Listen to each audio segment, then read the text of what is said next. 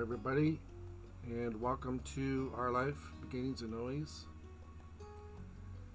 And let's see, set that to full screen. And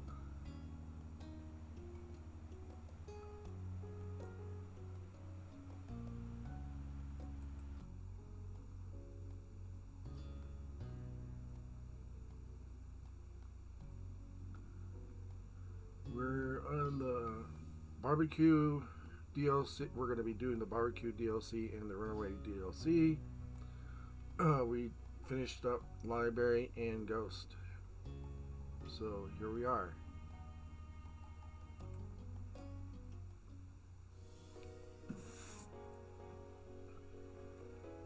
Alright, let me get my keyboard here.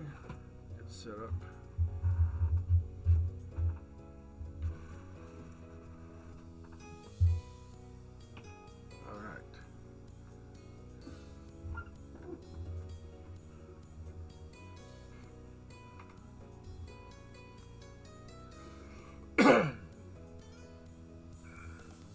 You've been brought along to the big park today, which did an excellent job of living up to its title. Isn't this the same park where we had the birthday party with Miranda? I think so. Okay. The park near your house with its lonely playground equipped wasn't even quieter, even a quarter of the size of the expanse of grass and trees that lay before you now. As it was in the next town over and too far for you to walk to by yourself.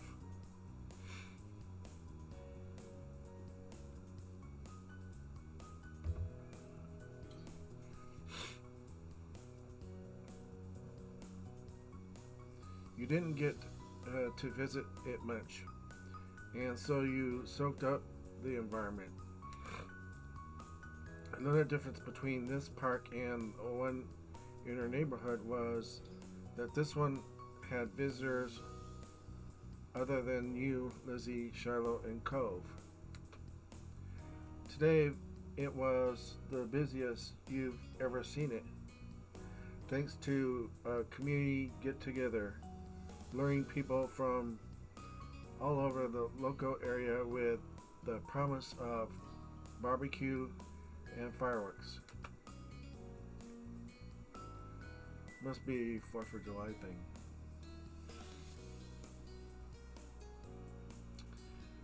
Your family in Coves were just two of many that what seemed like dozens of cars were parked up already when you had arrived. You saw Cove hesitate as he took in the growing gaggle of strangers by your mommy. Lizzie bounced on the balls of her feet, barely containing her excitement.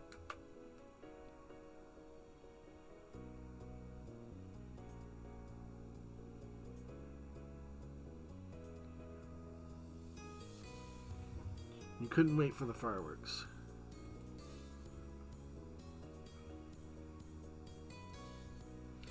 It was going to be so cool.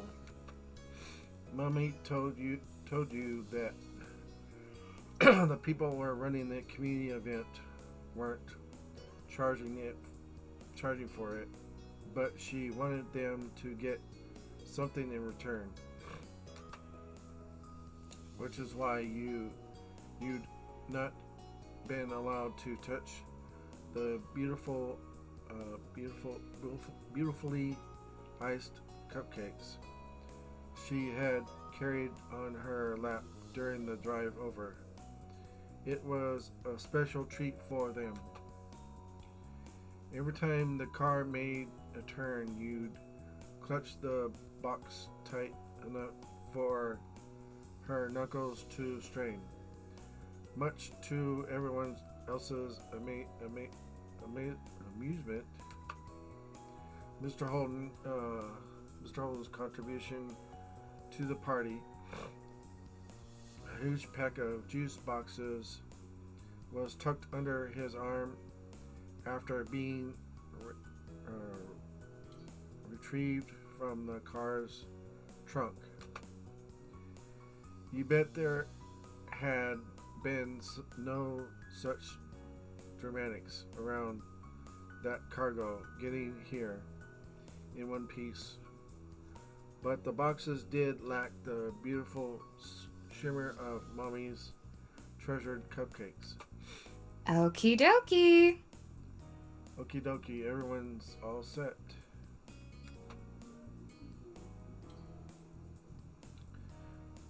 Should be. Cove, did you put sunscreen on before you left? Yeah, always do. You don't have to tell me. Mr. Holden deflated. His attempt at caring for his son rebuffed, but he triumphed with a smile. Good kid. I don't want you getting burned or dehydrated either. It'll be a busy day. Well, Don't think there's gonna be any risk of that second part. Oops, I skipped something. well, There we go. Mom nodded at the tables up ahead, laden with all kinds of food and drink. She was right. There was plenty to go around. It's one thing I like about this visual novel is you can always go back if you miss something. On Camp Buddy, you really can't go back. I mean, you can look at the words that have been said. You know, you can go in there and look at the words that were said, but you can't really go back to the picture or whatever.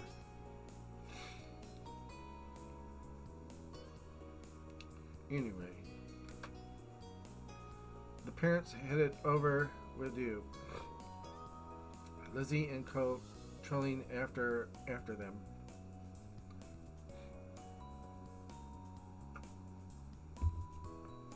Get my napkin out in case my nose gets really runny. Where's my napkin? Oh, there it is. Okay.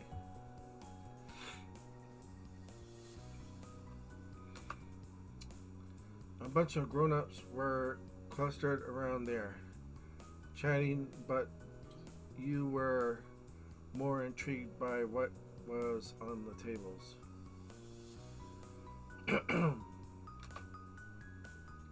Some of it was familiar. Chilled meat, sliced veggies, sliced vegetables, big bags of chips, but there was a lot that you didn't recognize. Your moms had said that you weren't to touch the food until they said it was time to eat.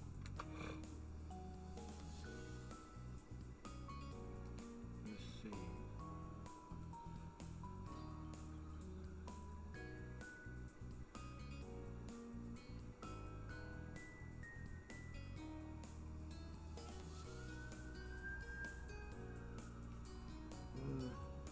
I'm gonna go with the third one. You didn't want to risk getting caught. Like we already got caught sneaking around on the last moment. Sneaking out of the house. It'd be bad if you got in trouble before the event had started. You saw that Mommy and Mr. Holden had deposited the food and drink they'd brought. Mommy gave the cupcakes one final worried look before turning you with a smile. Since that's the topic at hand, how about we freshen up with something to drink? Yeah, that'd be great. Along with the ones out, there was a giant ice cooler on the ground, stuffed full of cans of soda, boxes of juice and milk, as well as bottles of water. Your drink was soda.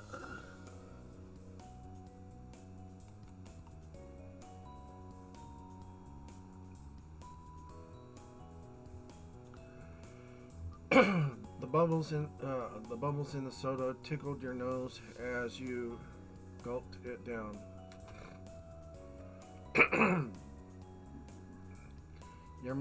Your little group took a break while everyone quenched their thirst. Mr. Holden smacked his lips.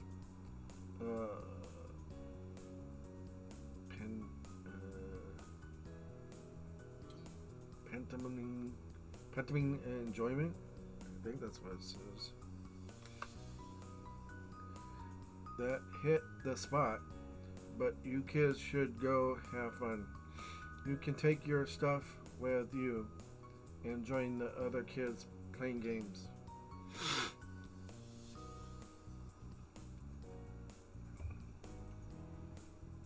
Trying to get rid of us, huh? Just don't go too far from the tables. Excuse me. We'll be keeping an eye out, so don't even think about sneaking off. We're not going to the other parts of the park today. Lizzie huffed at their comments. They did sound directed at her, but she scanned the surroundings, nodding her head towards the group of kids. Like a general directing their platoon, she pointed the way. Come on! Let's go over there. Cole's mouth was downturned as he looked from the parents and the other adults to the new kids, clearly not favoring either option.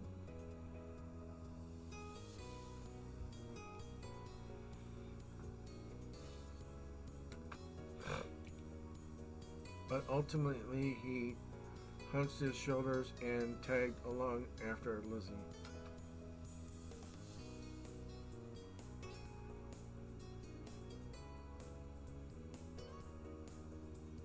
You went to play with other kids too.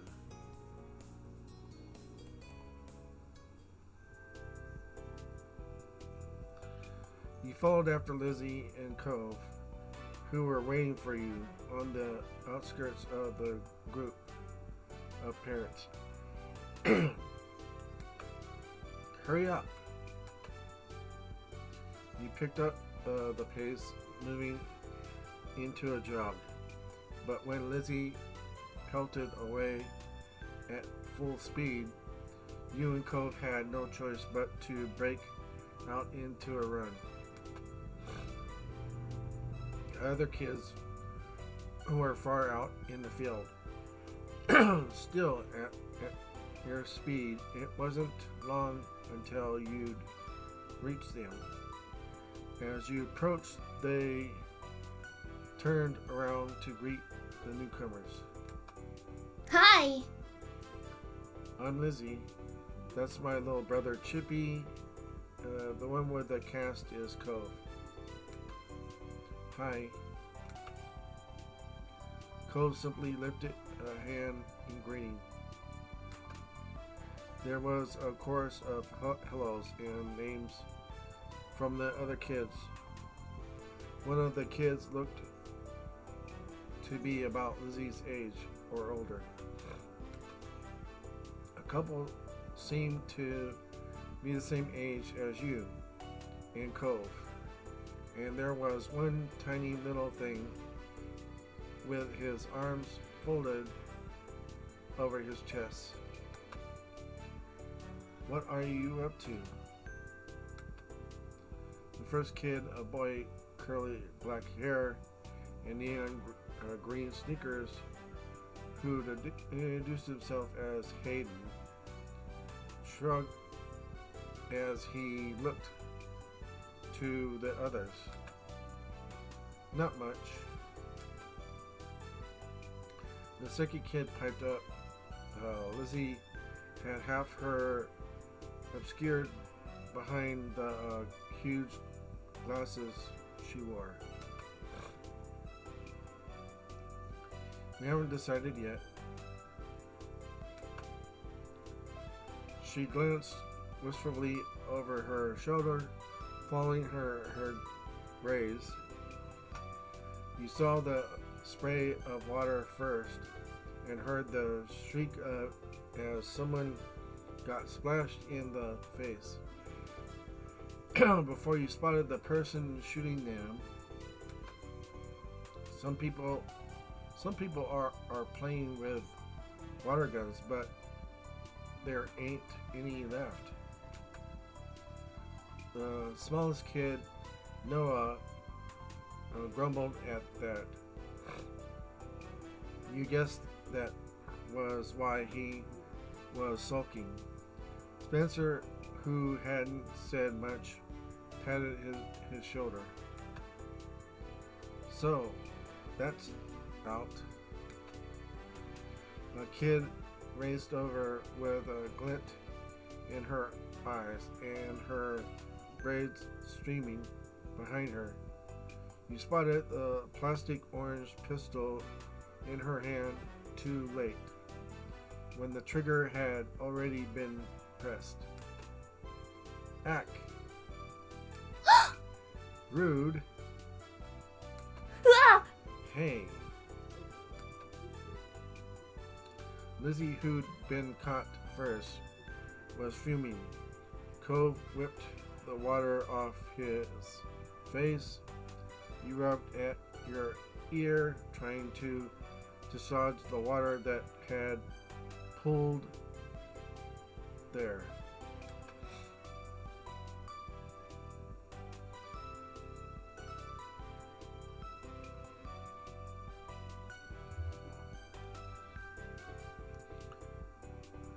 Watch out, he has a cast.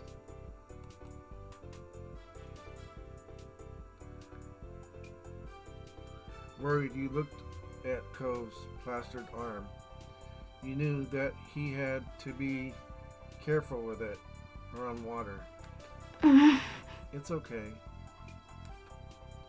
The girl simply darted off to find more victims, not affected by your reaction. She doesn't mean anything by it. Lizzie told it, flickering her hair out of her face. The girl not meaning anything by it didn't change the fact that she'd been sprayed. Cove looked smearily unimpressed. Liz's face lit up as she had an idea. Hey, we should catch her. She won't be able to spray people if she's running away from everybody. Yeah. Cove nodded as the kids murmured their interest, or lack of it, in the game.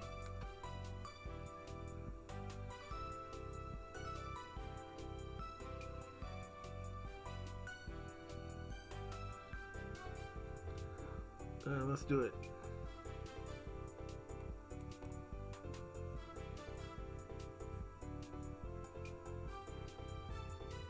You join the group of kids in tearing off after the girl with the pistol.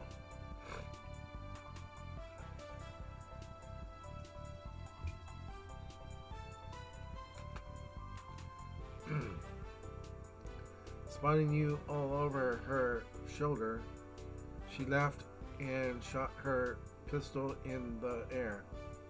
Only a couple of drops squeezed out. She swerved, causing discord within your team, and someone stood on your foot and you collided with Cole's shoulder. Sorry. Cove shot you a smile that gave you a feeling of calamity. I think that's the word. It's okay. You were closing in on the girl, but you weren't alone. Lizzie's face was set with intent, and the two older kids were hot on her heels too.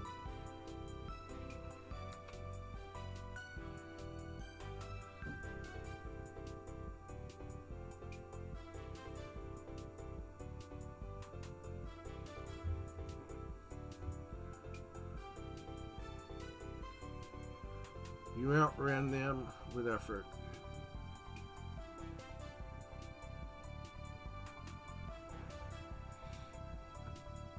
You pushed yourself willing your legs to move just that bit faster.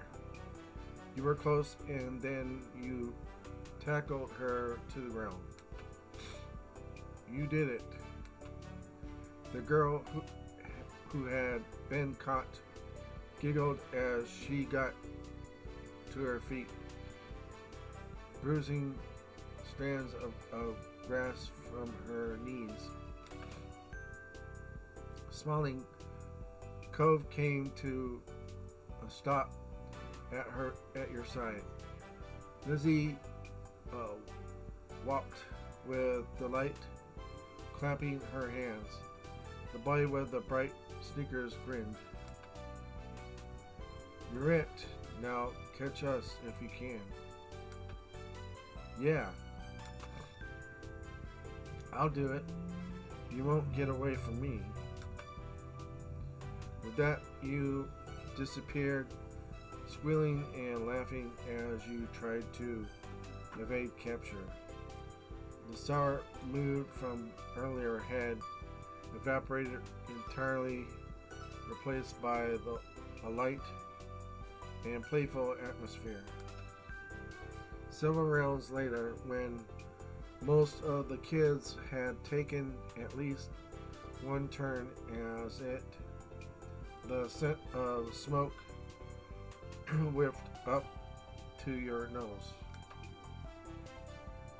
Caught by surprise, you looked up and found that the brilliant blue of the sky had turned orange. As the sun sunk down on the horizon, with all the excitement, you lost track of time completely. Looking over, you saw people standing over the grills and poking them to life. It was nearly time to eat. We should get over there. I'm so hungry. Our parents are at different spots. Yeah. Bye. It was cool playing. Yep. Yep, bye. Bye. You waved goodbye to the other group of kids before hurrying over to your parents with from Lizzie and Cove.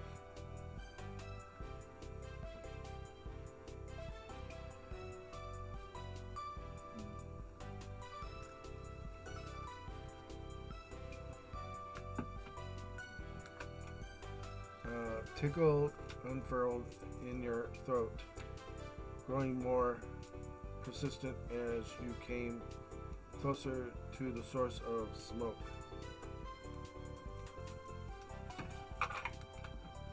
As the three of you approached the tables, your parents spotted you and came to join you halfway.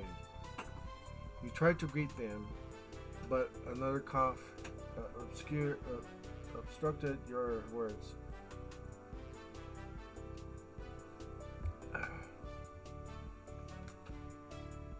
Wolf. That's quite a cough.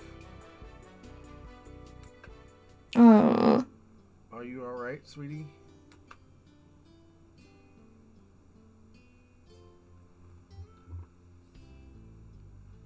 I'm fine. Are you sure? No one needs to go up to the grills if you don't want to. Just let me know what you need. There was no response from the other two kids here.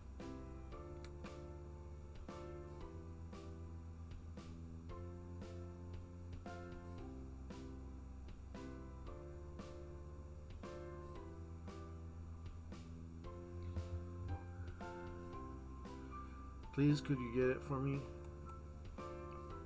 Of course.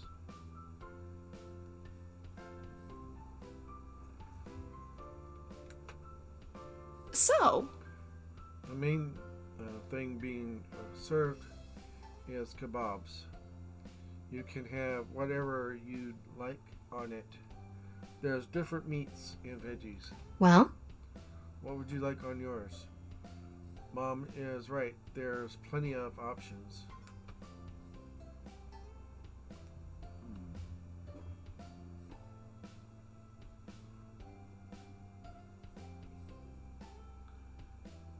Shrimp,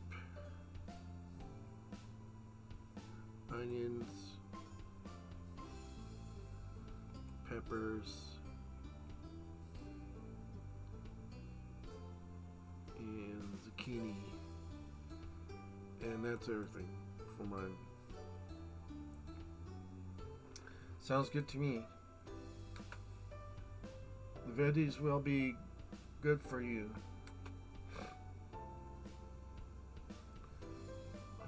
Order given. You waited for your food to be ready. Lizzie headed towards you, having issued her own request. Hi again. I heard that what you had ordered.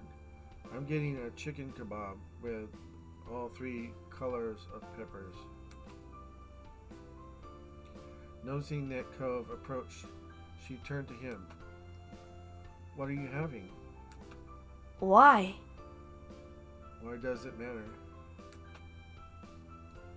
I don't know. I was just asking. I'm getting beef and shrimp with all the veggies except onions. Lizzie hummed while valuing his response.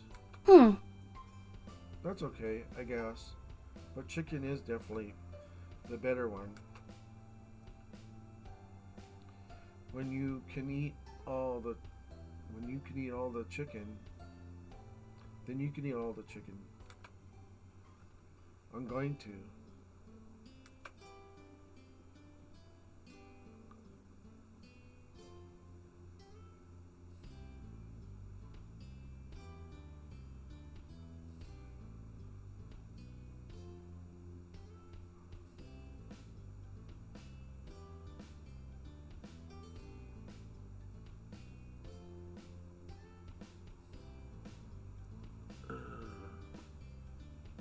All the chicken in the world? no. No, that's dumb. You know what I mean.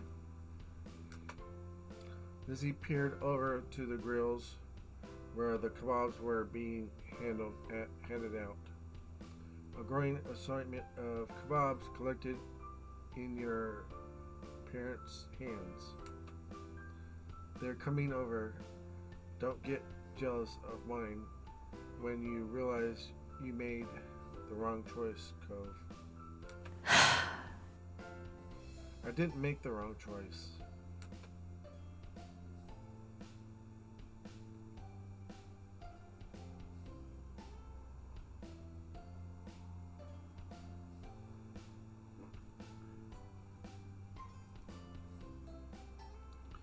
We all made good choices. It's just what kebab somebody eats. The person serving gave your mommy one final kebab. Then your parents move over to rejoin you. Between them, they were carrying 6 kebabs, one for each of you, including Cove and Mr. Holden. We've got the goods. Cove's daddy is looking for a place we can sit. In the meantime, they begin passing out the kebabs to their rightful owners. Lizzie smiled smugly as she received hers. These are pretty big. Be careful not to drop it. Try not to poke yourselves with the ends either. They're sharper than you might think. Hearing that, you gently pushed the tip of the skewer against your finger. It felt like the point of newly sharpened pencil. Though it didn't hurt your hand, you wouldn't want it scraping the roof of your mouth or jabbing your tongue. Mommy clucked her tongue.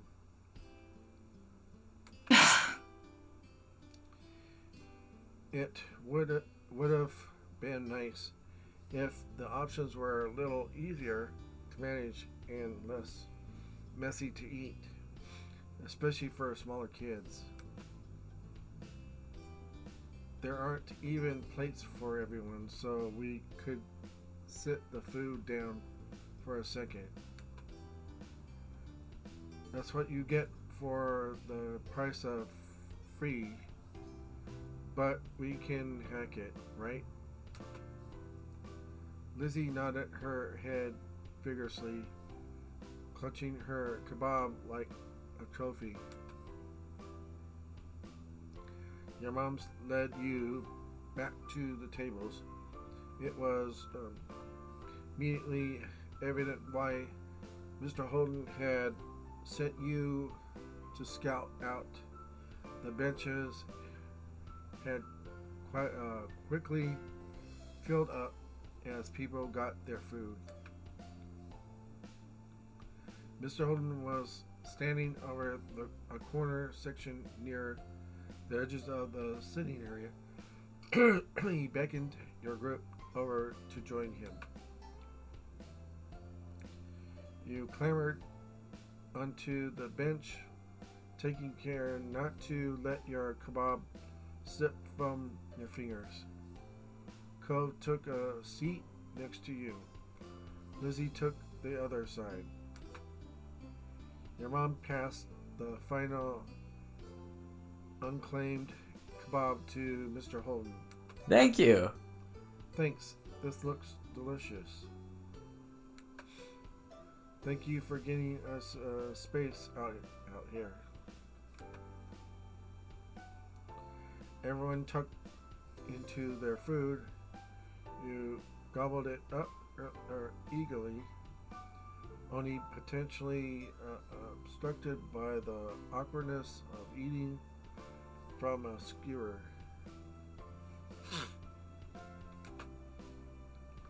Running around with the other kids had helped you to work up an appetite. Mr. Holden, what do you do? Well, Well, I do a lot of things. Do you play golf? Only if you count mini golf. One look at Lizzie's stricken face confirmed that she did not.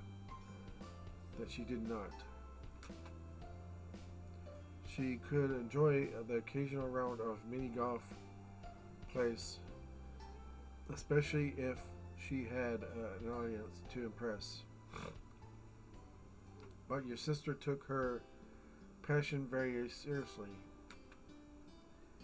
Even then, it's been years since I gave it a shot. Cove groaned at the feeble pun. Mom chuckled. You weren't sure if she was responding to the joke. Cove's annoyance or Lizzie's offense. Don't worry about it. Just as well, she'd be dragging you to the green every week. That's because I've got dedication. You need a good drive or two to get far.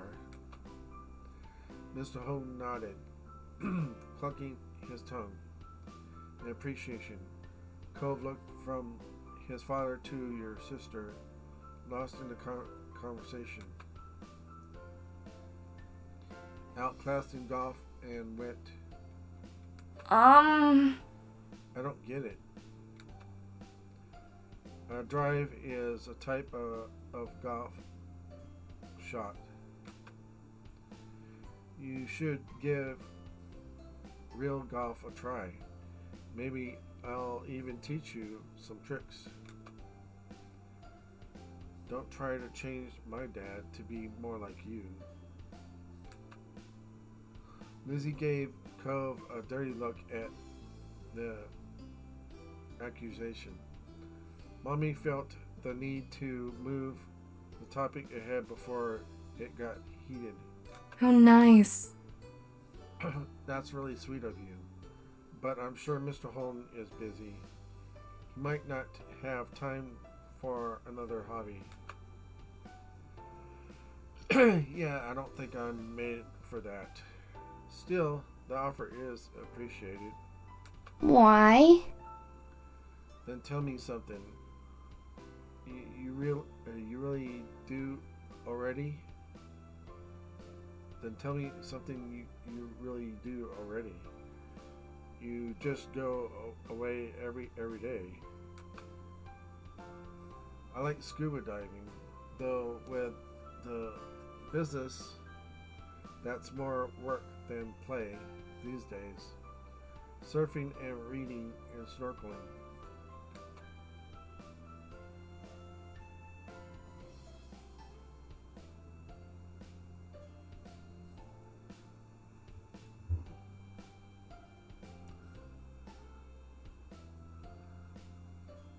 Wow, it's a good thing you live by the beach then.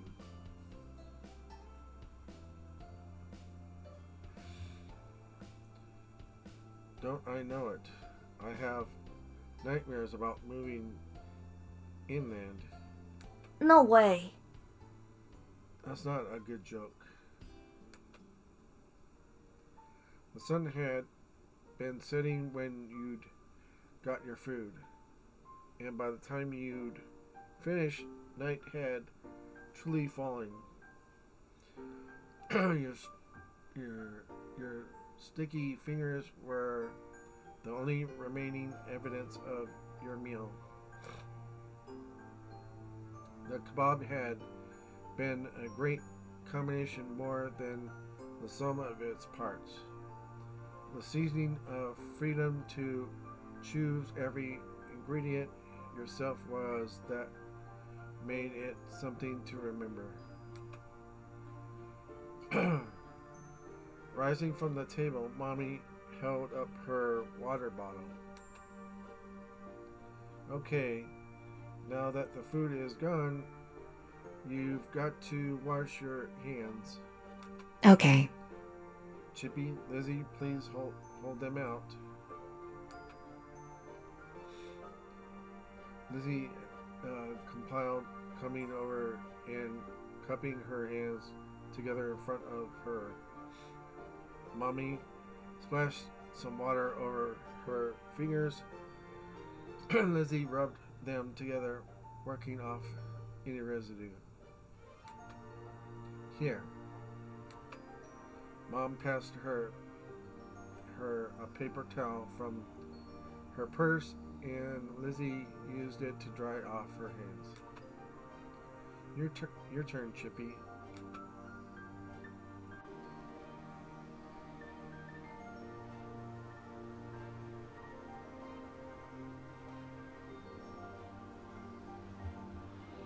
You readily held your hands out to catch the water. Copying Lizzie, you washed your hands, taking care to clean every crevice between your fingers before wiping them dry.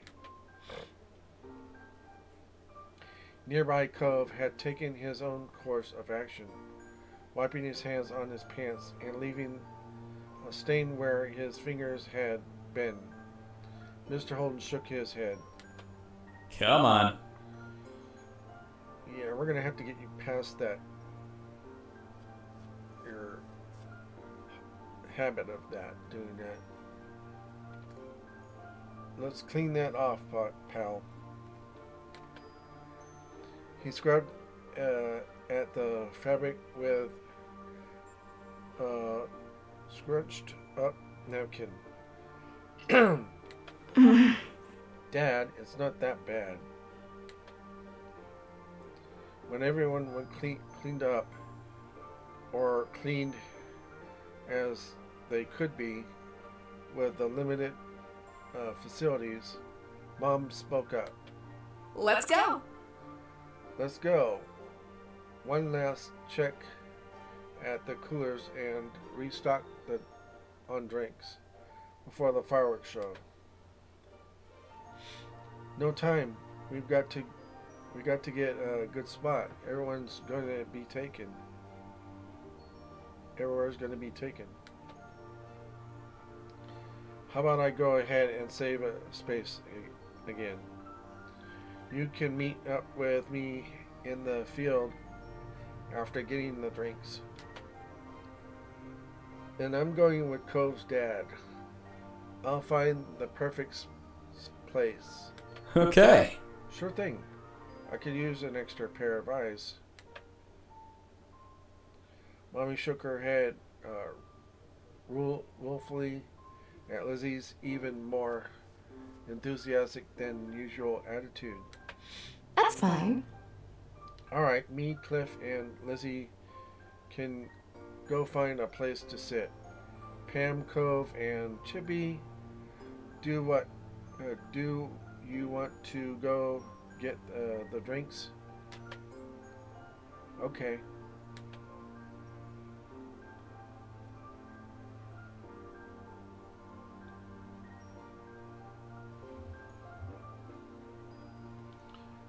Okay, I'll get all the stuff we need. As Mommy, Lizzie, and Mr. Holden headed off into the wide open field where the fireworks were being set up, you joined Cove and Mom in returning to the cooler where you'd pick up drinks earlier. Even as you approached, you suspected you wouldn't find much in it. where it had originally been socked to the brim. It was now half empty. Then ice, which had crushed the drinks and kept them cool, was largely melted, with only a handful of pieces floating like tiny icebergs. Slim pickings. The drinks that remained looked to be bottles of plain water, but you caught a glimpse of something more colorful in amongst them. Mom rummaged around the cooler, excavating a couple of juice boxes from the bottom in the process. Aha! Aha, Chippy Cove, you can take one of those if you want. The perks of helping.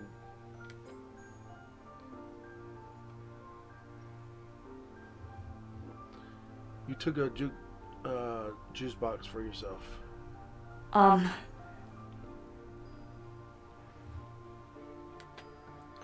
Cove hesitated, but decided to take a juice box for himself. Then you were each loaded up with your chosen drink, plus an extra bottle or two for someone else in the group.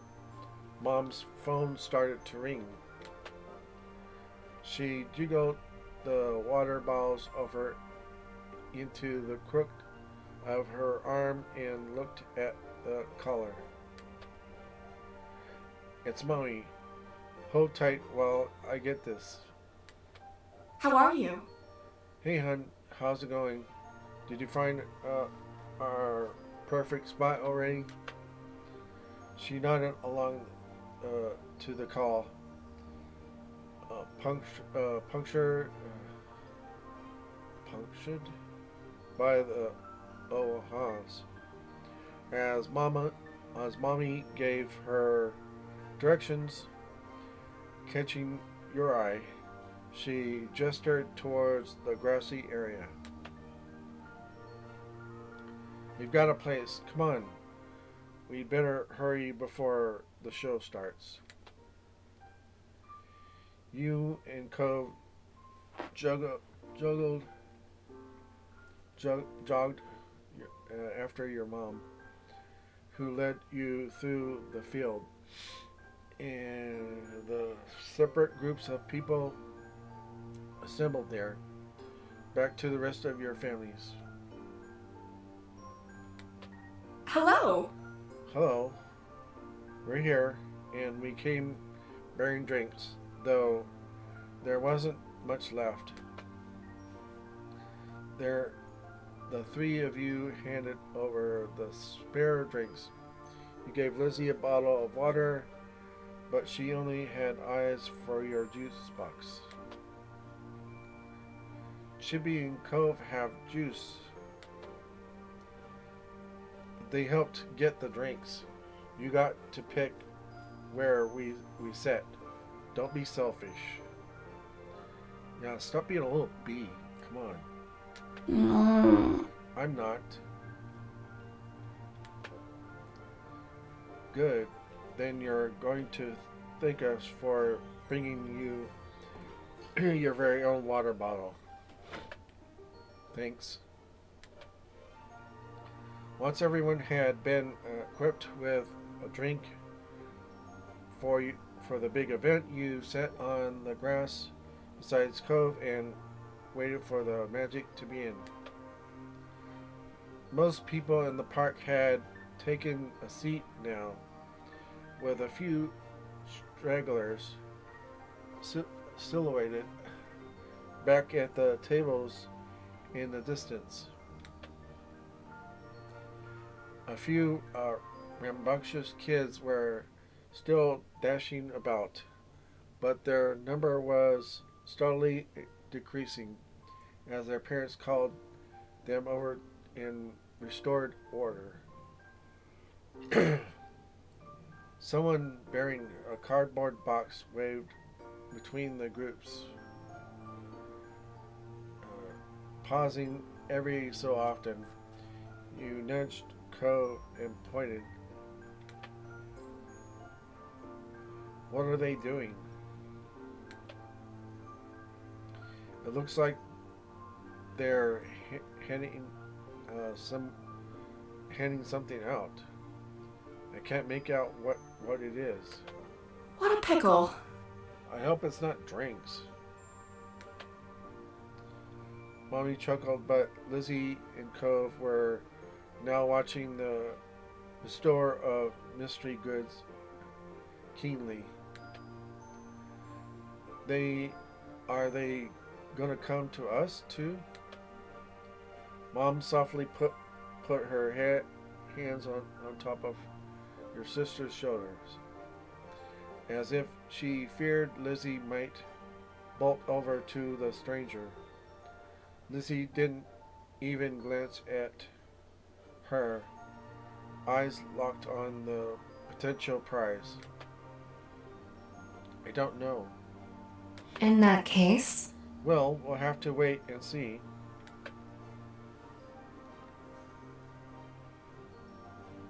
You were intrigued.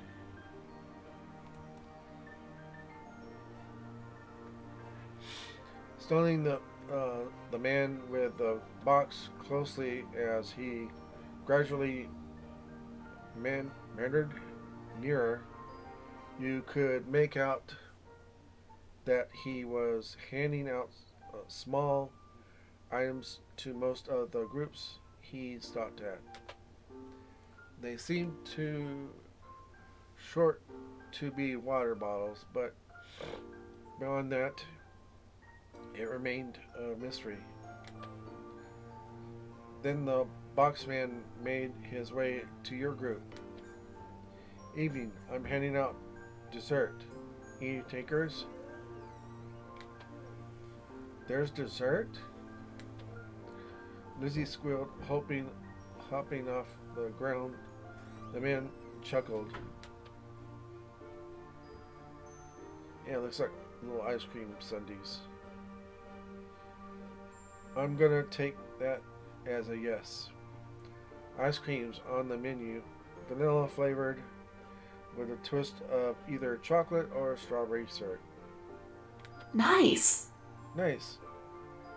None for me, though, thanks. Same, but the offer is appreciated. I want chocolate. Can I have strawberry?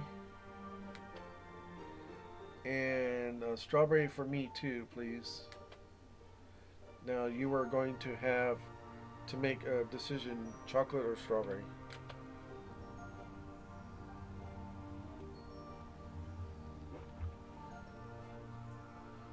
I'm gonna get chocolate.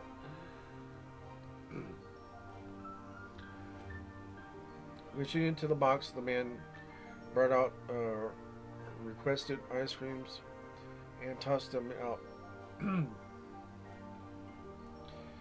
It came packed in a little plastic cup, complete with a wooden spoon stuck to the paper lid. The condensation wet your fingers in a pleasant way. thank you. Thank you. Kids are going to thank the nice man too. There was a chorus of thanks. He cordially nodded and walked off to another group. The man couldn't spend much time with each group, considering how many he had to get to. You peeled back the tab that covered the ice cream and got right into your unexpected treat. It tasted amazing. Lizzie was definitely enjoying hers. Cove was too. You couldn't help thinking about how Cove had strawberry while you had chocolate.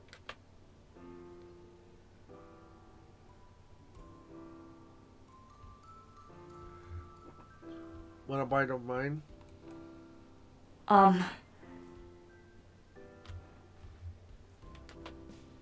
He looked around awkwardly, not nodding uh, nonetheless.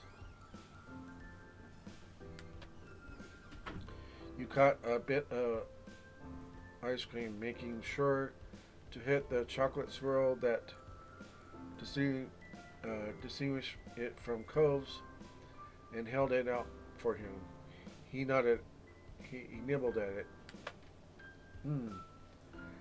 Do you want some of mine?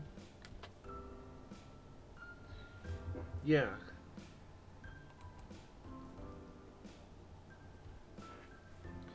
He scooped out a chunk of ice cream with his wooden spoon before holding it out to you.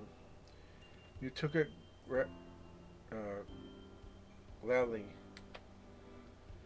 It was gone in one bite. Oh, Ah. Mommy was gazing at the two of you. Her mouth was an open smile, as if she was about to say something else. But Mom tugged on her collar. Don't embarrass them. Hey, if you're sharing, I'll take some. You don't need it. You both have the same flavor. So? So what?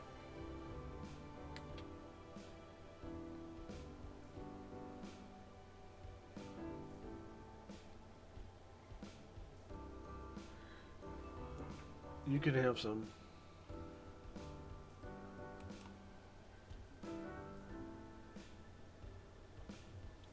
Thank you. You're the best. She enthusiastically took a bite of your ice cream before then offering you a bite of hers in exchange. In the end, what kind of made it pointless. You each just ate some chocolate ice cream out of different cups. Your mommy did like to say it was the thought that counted, though. Ignoring that commodorem, Lizzie turned her attention back to her own cup of ice cream. Lizzie munched away happily, but it ultimately didn't succeed in monopolizing her attention.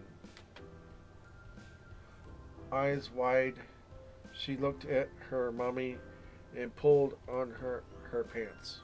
Please! I didn't get strawberry. Can I have some of yours, please? of course. Of course, sweetie.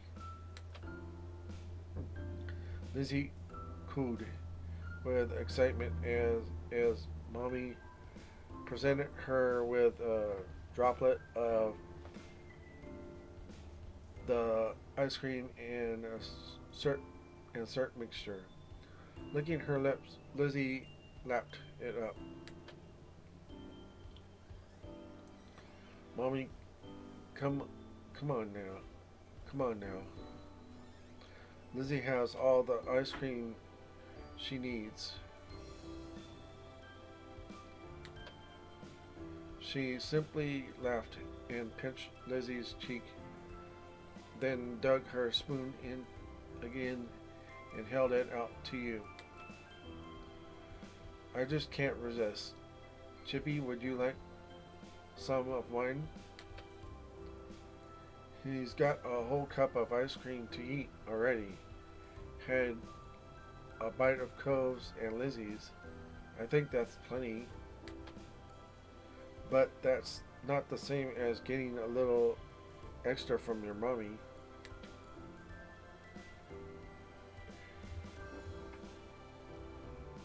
You accepted the bite.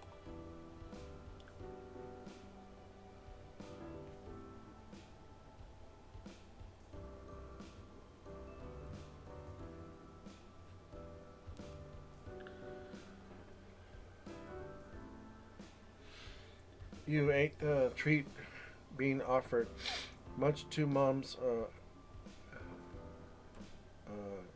chagrin and Mommy's delight. Cove watched the exchange slightly with a blank expression. Mom, on the other hand, shook her head, a fond smile on her face. Well, you better at least give me some too. You could have gotten your own if you wanted ice cream. What? What? The kids have ice cream already? And they are getting some of yours to boot, and I have nothing?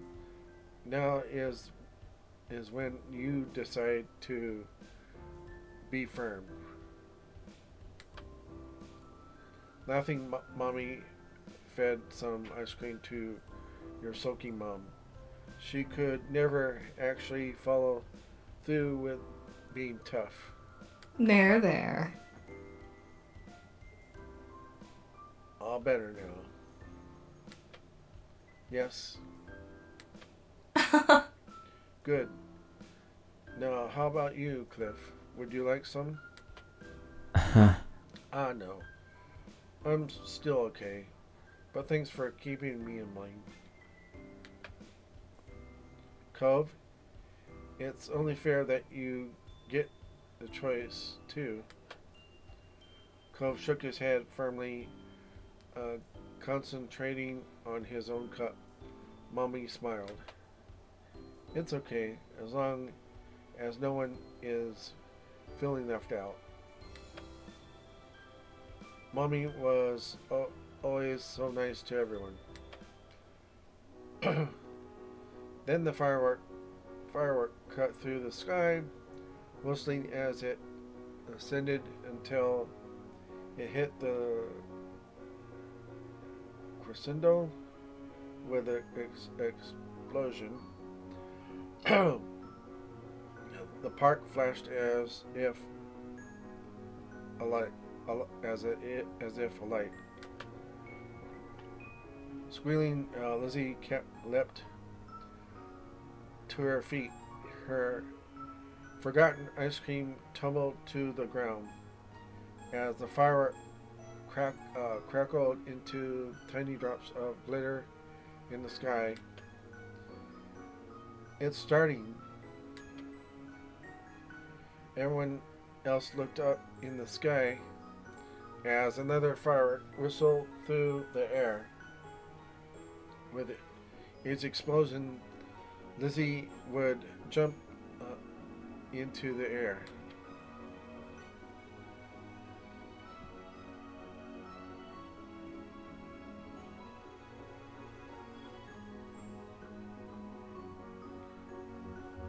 The event was thrilling.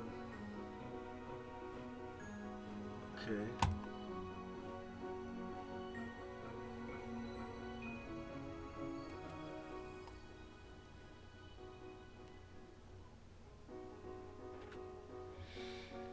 Cove sat by his dad, captivated by the sky sparkles and flashes overhead.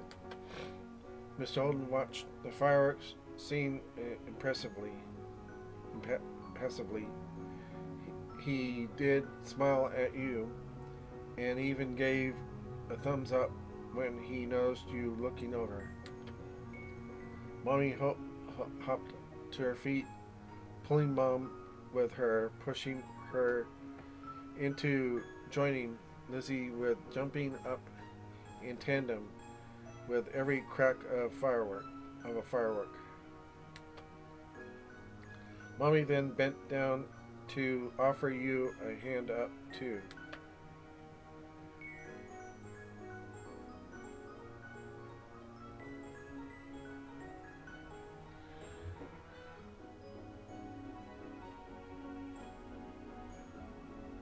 You got up to join your family, beckoning for Cove to join. Cove got to his feet, tailing after you as you stood with your family.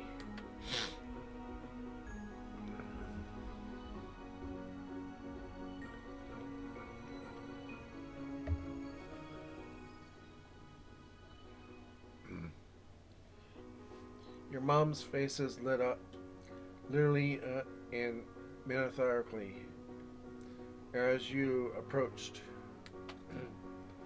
The five of you shrieked and leaped along with sparkles in the sky, not trying to contain your joy at experiencing the sights together. The fireworks continued, some twisting like the coil of a spring as they arched into the air, others shooting straight from the ground and shattering into a million tiny specks. Every color got its spotlight in the show, from fiery reds to eerie greens and blues, what could reveal the ocean, that could rival the ocean, excuse me. The show built up to a grand finale that boomed over the park and filled every inch of the sky with twinkling lights,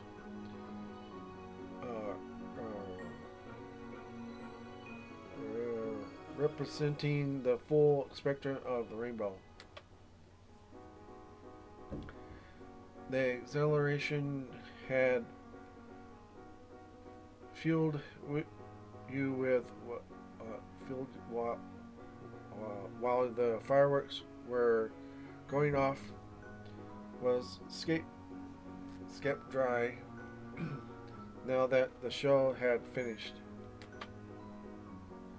You collapsed into a giggling heap on the ground, suddenly aware of how your legs ached from your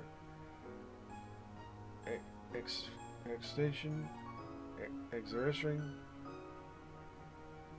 Okay. Cove tumbled down with you, his expression gleeful. Mr. Holden watched his son with expression much happier than one he'd worn while watching the show. Lizzie gave a final whoop of delight and shared a high five with Mom as Mommy shouted for an encore into the night. You didn't know what that meant, but you liked the way it made Mom laugh.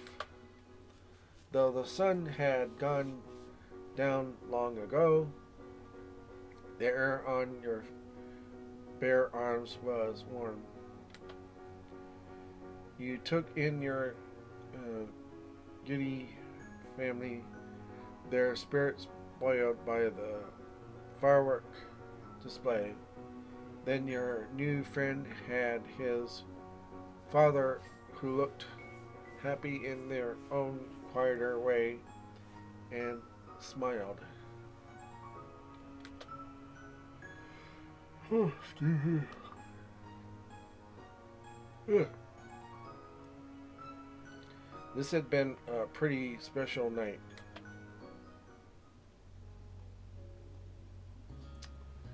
And that's the end of that one. So let's go on to Runaway DLC.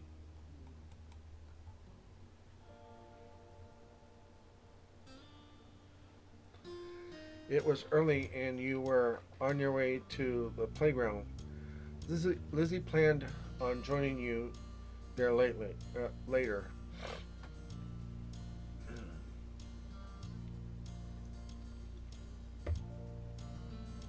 You weren't sure what she was busy with right now.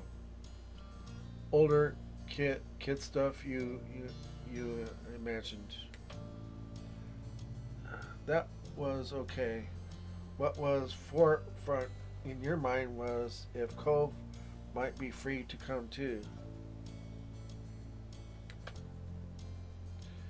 As you walked the familiar street, wondering how you might find your neighbor. He approached right in front of you, almost as if he was a mind reader. Hi, Cove. Can you come to the playground with me? No. No, sorry. Cove looked strangely serious.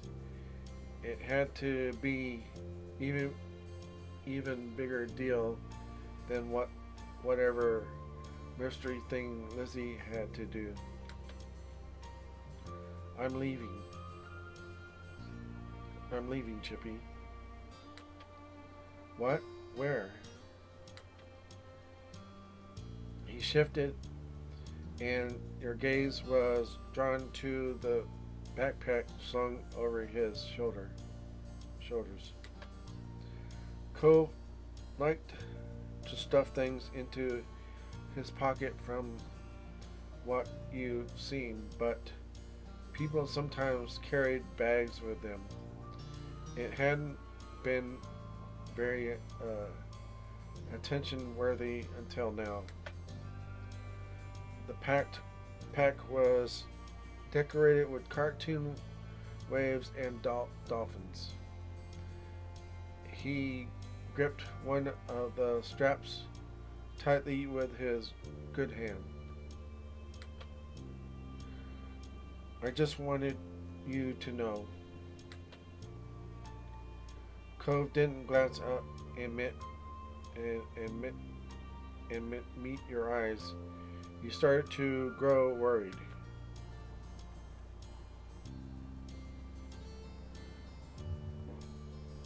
But where are you going? He didn't answer. It was as if you hadn't said anything. I'll come back though, sometime. I don't know when, but we can do stuff then. He directed a fragile smile your way. Without another word, Cove turned on his heel and started to walk away.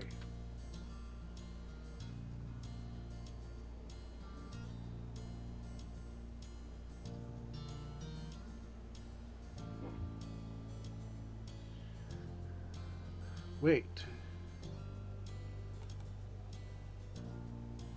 He kept going. His focus wasn't on you anymore.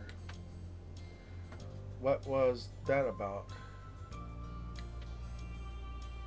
You watched as his back grew smaller and smaller.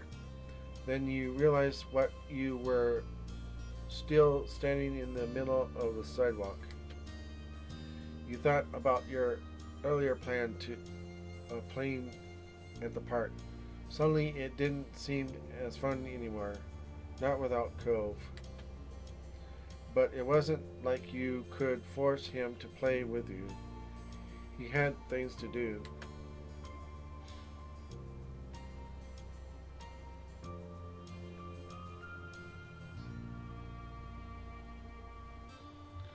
You stayed there?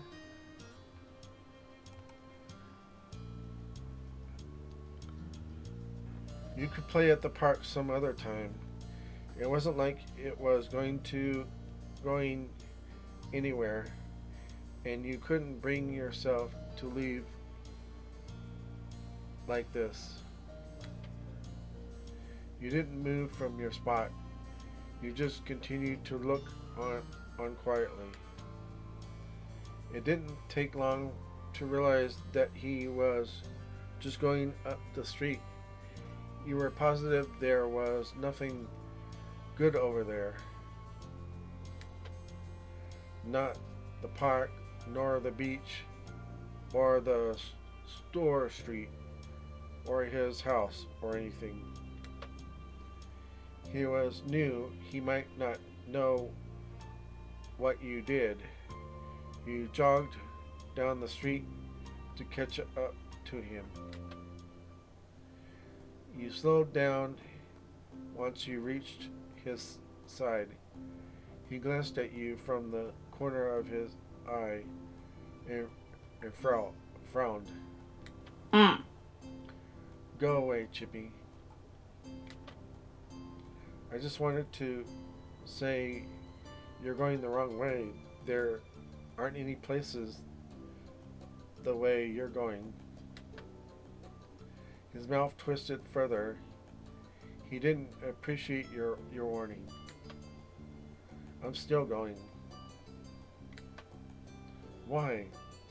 What are you doing? Walking. But why do you have to walk that way? Cove let out a deep sigh. You got the feeling that he was starting to get mad at you. I told you I'm leaving. I'm gonna be gone for a while.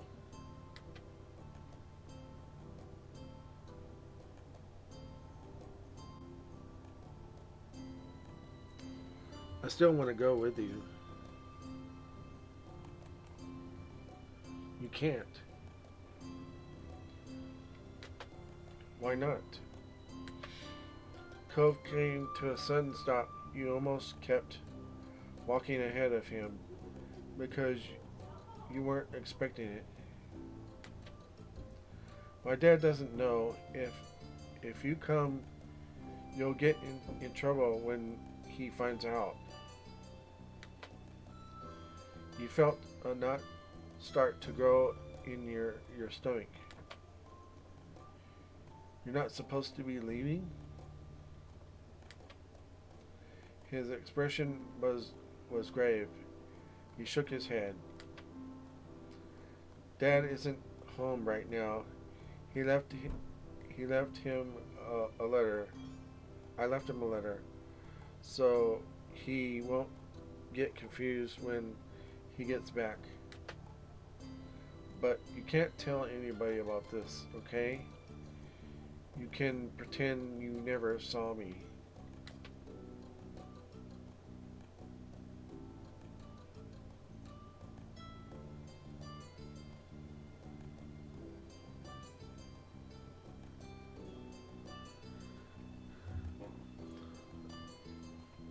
I still want to go.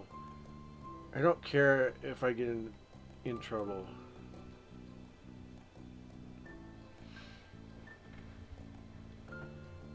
Don't do it at all. Don't do it all by yourself.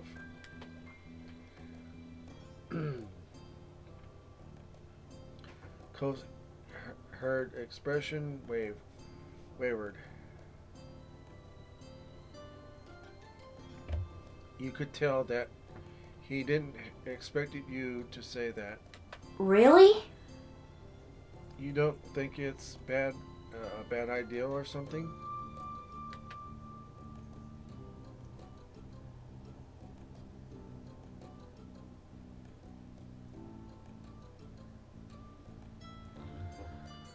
No, it's like we're going on an adventure. An adventure?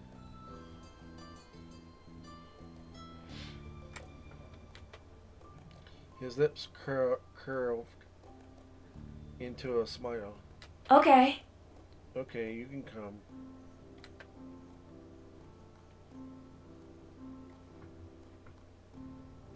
You grinned, pleased that he gave in easily. You thought it might take longer since he was so set on going alone. You turned a bit in the middle of the sidewalk, and so did Cove. When he saw you pointed over your shoulder with a thumb. Let's go to my house first. I can get my backpack. We can't, sorry. If we're going to be away, I better take some stuff. It's not that. I don't want our parents to catch us. Your moms could think it's weird we have bags, they might ask. We don't have a lot of time anyway. He motioned to his backpack, patting it with his hand. Its front bulged out slightly.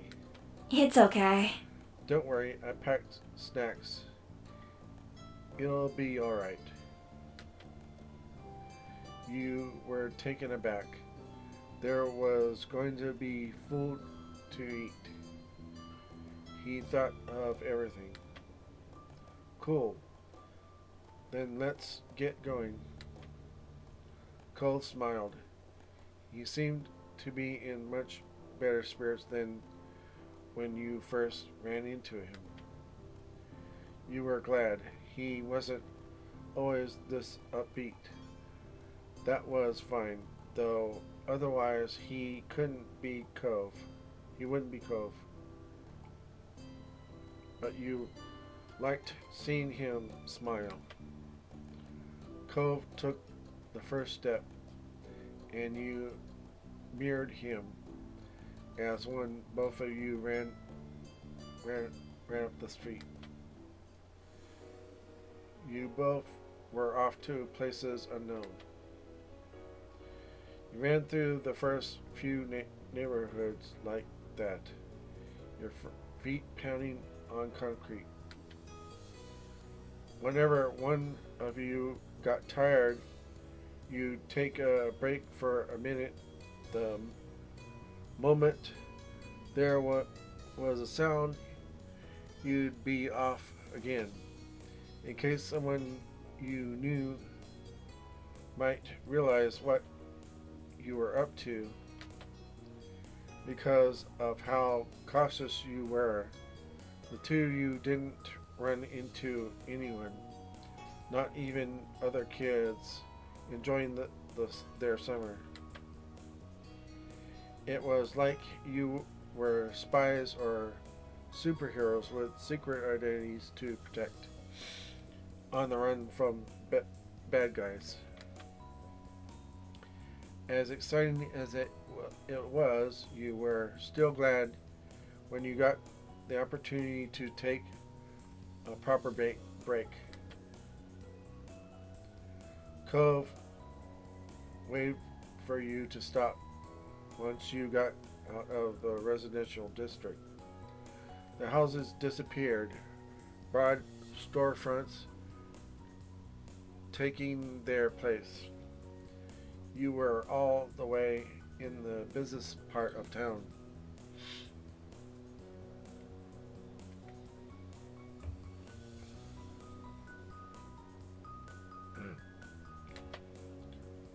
This was the first time you had come here on foot. Before, one of your moms always drove you to this place in their car. Cove leaned up against a nearby tree and wiped sweat off his forehead. You braced your hands on your knees, breathing hard. You looked over at the road ahead. We're so far. A strange expression flickered across Cole's face at your words before he nodded. You spoke again, still huffing. My mom's bringing me and Lizzie here for shopping. Yeah, I never been here before. Not without Dad. He looked pleased by that. We're doing good. It's not even nighttime.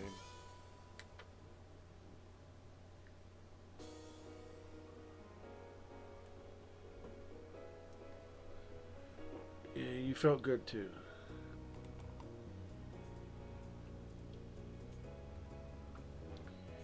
You didn't think even Lizzie had been this far by herself.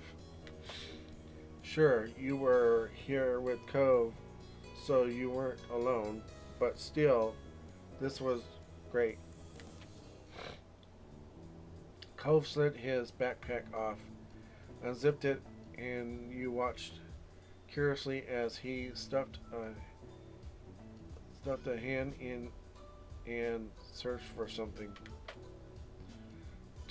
To your delight, he pulled out two juice boxes and offered one to you. Here. Thank you. I was getting thirsty. The two of you took a moment to unwrap the straws and poked them into the special circle part of the box. The juice was warm but still good. You sighed contently after your first sip. Your throat was beginning to ache from how dry it had gotten. It really had been a while since this all started. As you took another sip of your juice, your gaze drifted to Cole's bag. He hadn't closed it yet.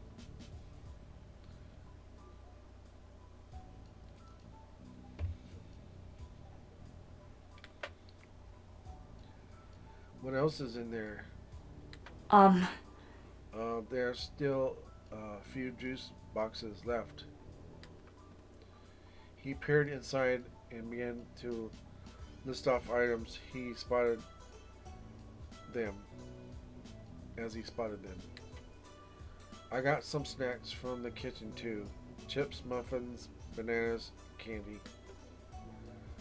That was already a lot, but he kept excavating more.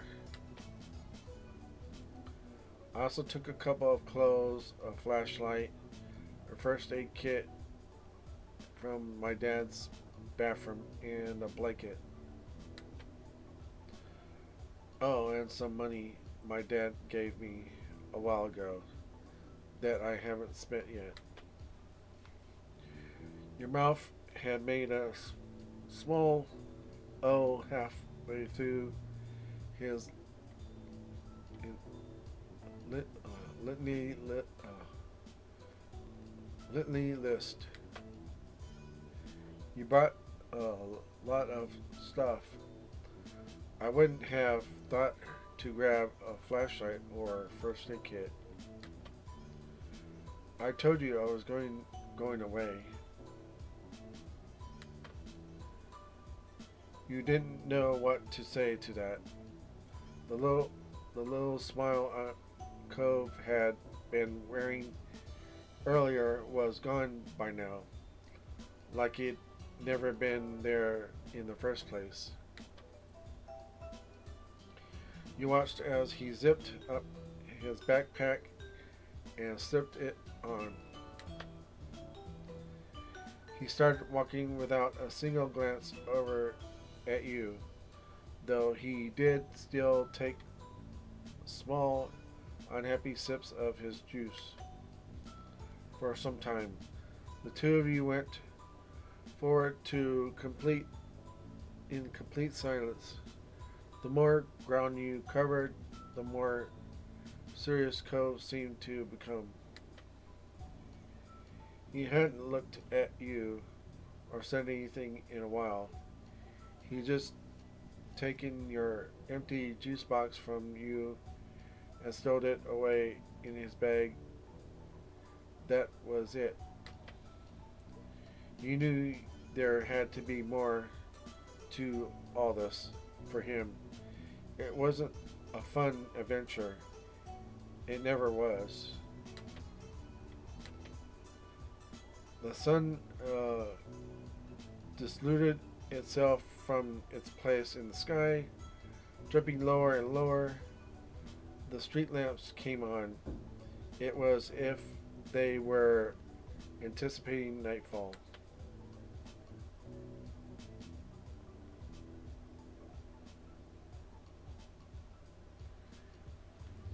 You tried to convince him to go back. Hey, Cove. Cove finally turned to look at you. You gave him your best attempt at a warm smile. It's going to be dark soon. We should head back. To her dismay, he scowled and shook his head immediately. I'm not going back. I can't. But what about your dad? He'll be fine. I left him a letter. If you want to leave, you can. I'm gonna keep going. There was no changing his mind. You realized he was doing this with or without you.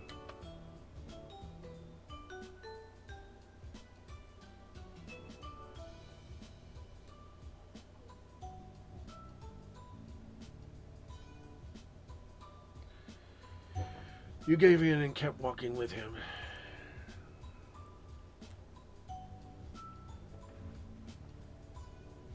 You wanted to go home, but not without Cove. Leaving him all alone would be much worse. Okay, I'm coming with you. His features softened. The slightest bit of your response. You got the feeling he was relieved by your decision to stay. The two of you continued to trudge past the storefronts. Silence fell over you again. You had no idea how to break it, or if you even wanted to. People had said this was really a really tiny town, but to you it felt absolutely gigantic. Eventually the businesses part of town ended too. There was no sidewalk anymore, only along the expanse of road. You walked on the grass instead. Not even that was enough to stop him. Onward was the only option. Your journey suddenly stubbornly continued. The hunch you had about Cove's possible destination soon became a certainty.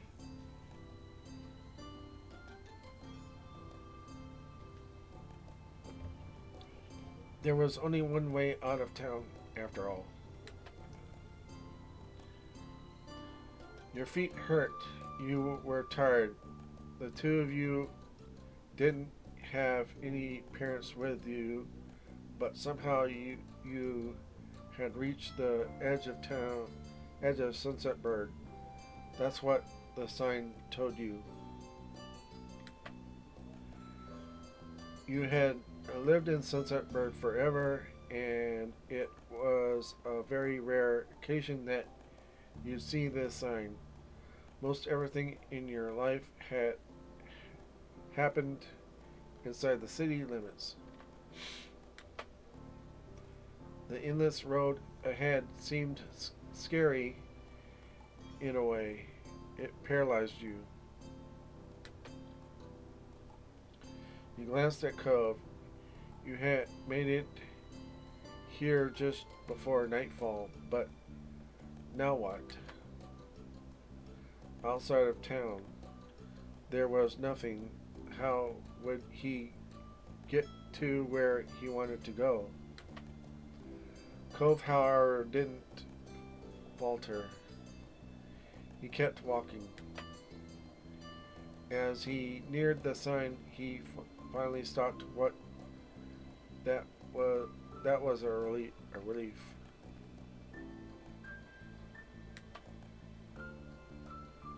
He took off his backpack and sat down, crossing his legs beneath him. You lowered yourself beside the boy as he unzipped his bag open and rummaged through it again. Whoa. What snack do you want? You were almost taken aback by his voice. It had been a while since you last heard it. Pursing your lips, you recalled the snacks that he'd listed off earlier. I want chips.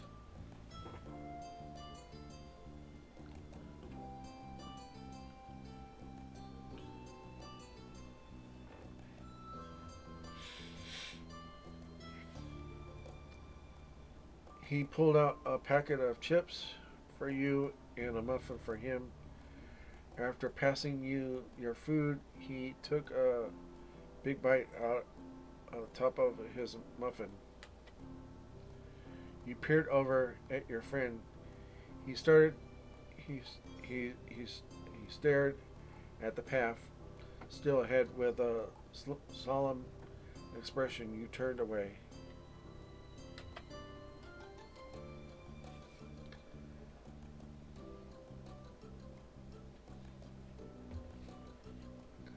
The sun had set some time after both of you finished eating.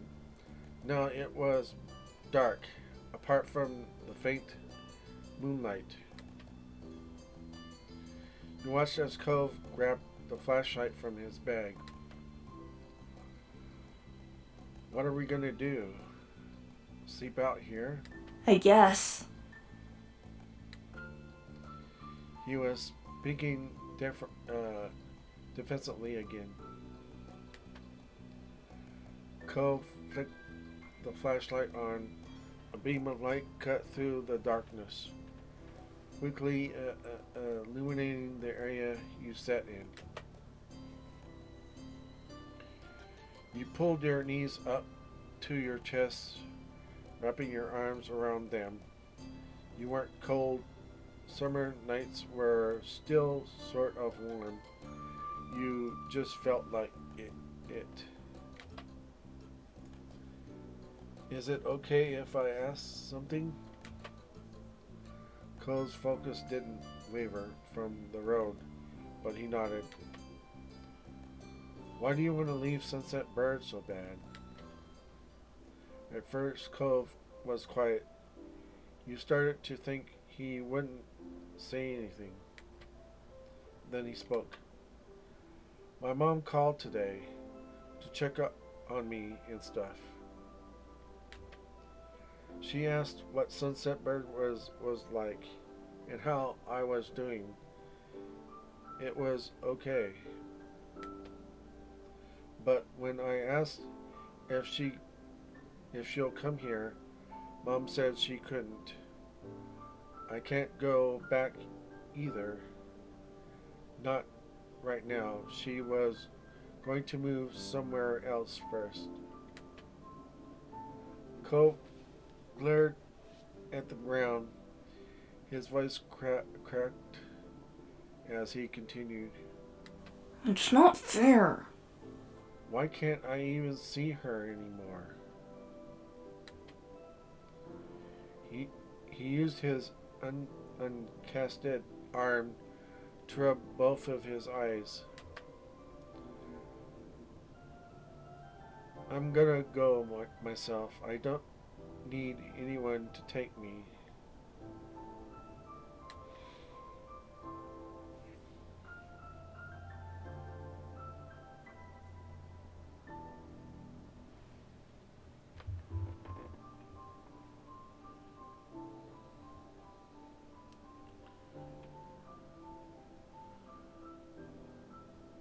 How are you gonna get to your mom's place?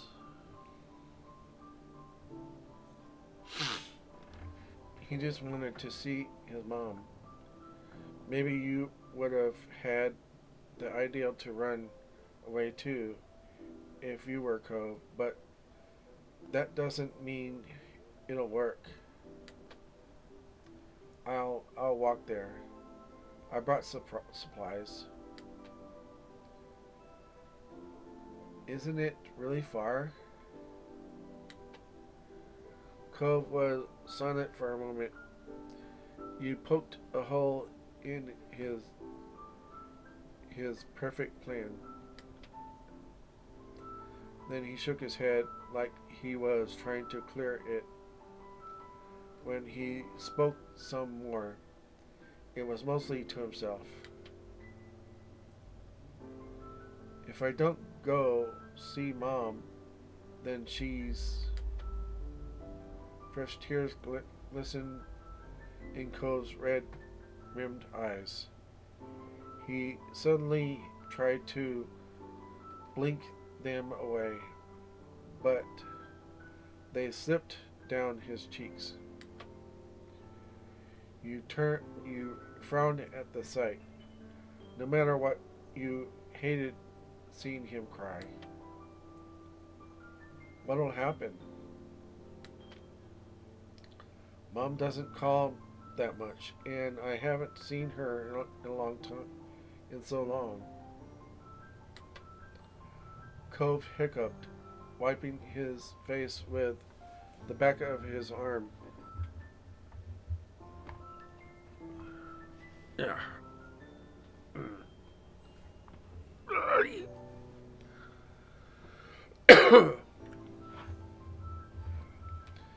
His glasses got shoved up awkwardly as a result. As if I don't go, if I don't go, she'll be gone. She'll forget about me. I doubt that. I seriously doubt that.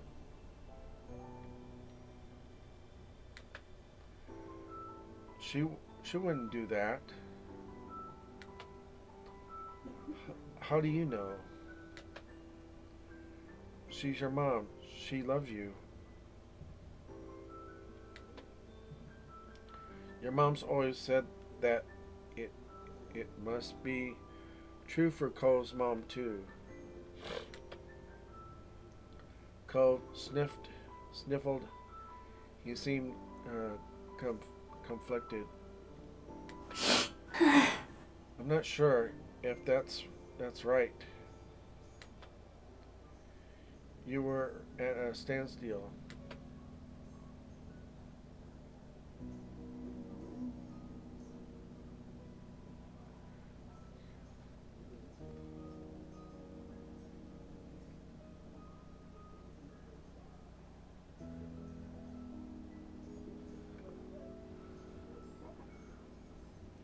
Everything will be okay if we just go home. Cove's brows furrowed. A scrawl appearing on his lips. Nothing's going to be okay. He turned away from you. You stared at his back. You couldn't just stop. Please, Cove. After a few minutes of sullen silence, Cove twisted back around. He wouldn't look you in the eye. Okay, let's go. I don't want you to get in trouble. I don't want something bad to happen. He was doing it for you. That gave you a warm feeling inside. Even if you wished he didn't want to leave in the first place.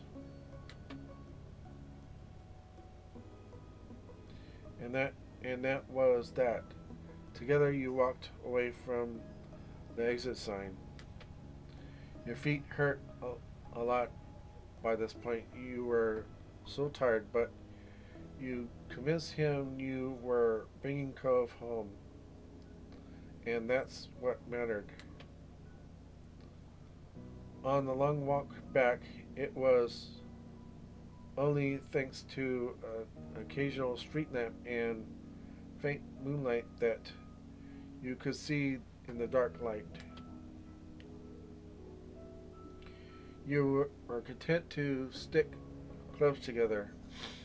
Sometimes your drowsy walking caused one of you to almost bump into the other. The back of your hand brushed his.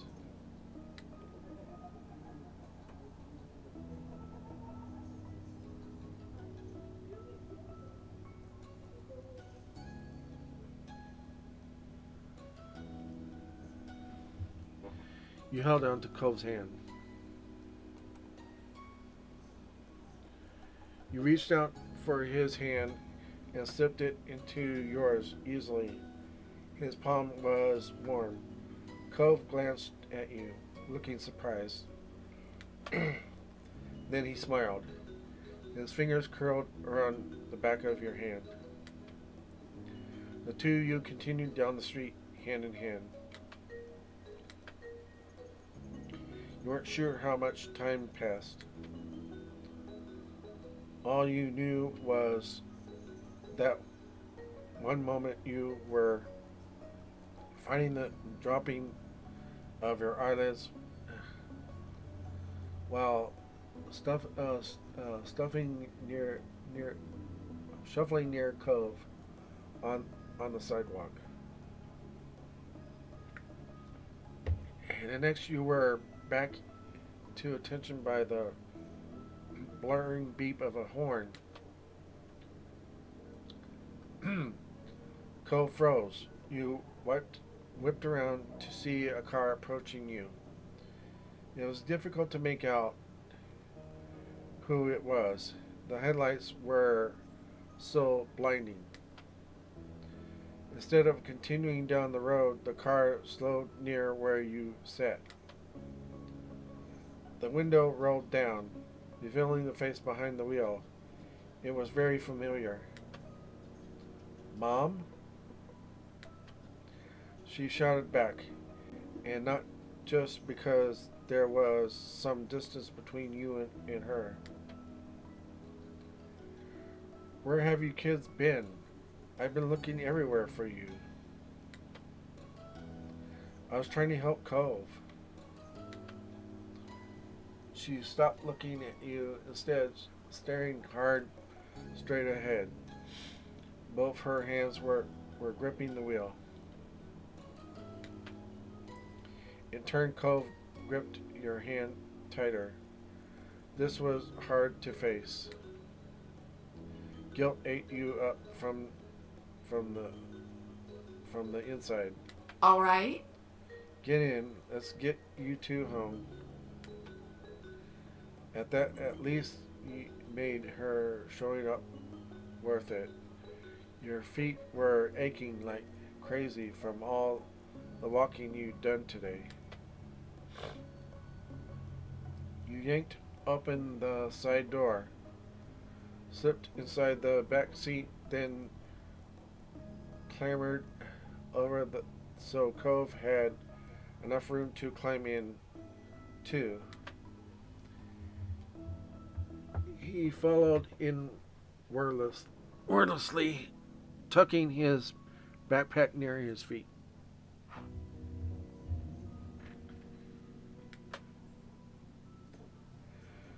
Your mom looked at you and Cove from the rear view mirror.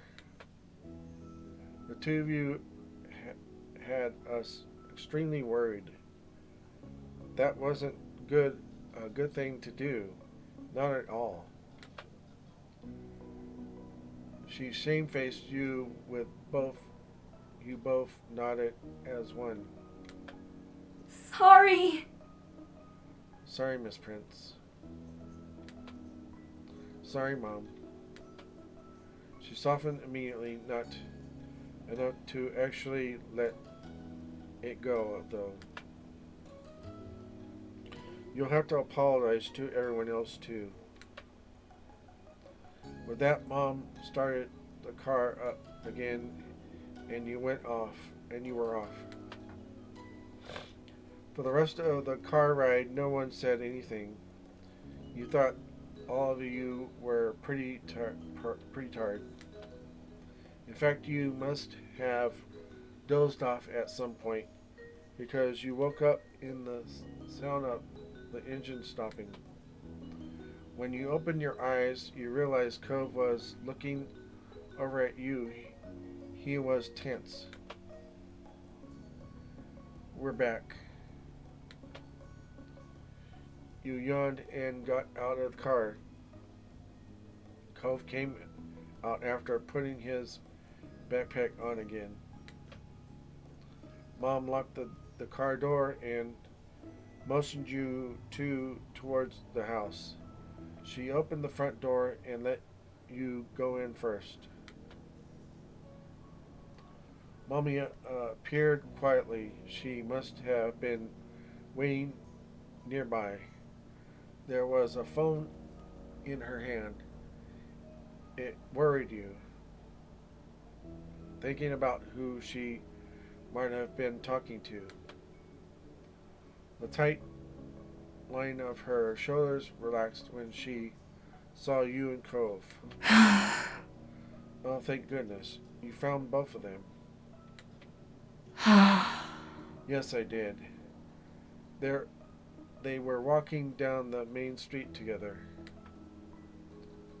What were you two doing there this time of night? Do you have any idea how far it is? How unsafe? You peeked at Cove. He still looked exhausted. His eyes were puffed and were dried tear tucks stuck on his cheeks. I had to see my mom. Chippy didn't want me to go alone.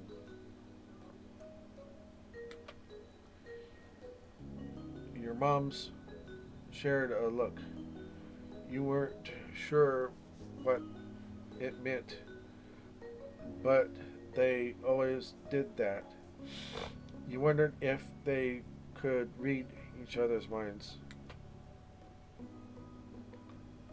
Since they were commenting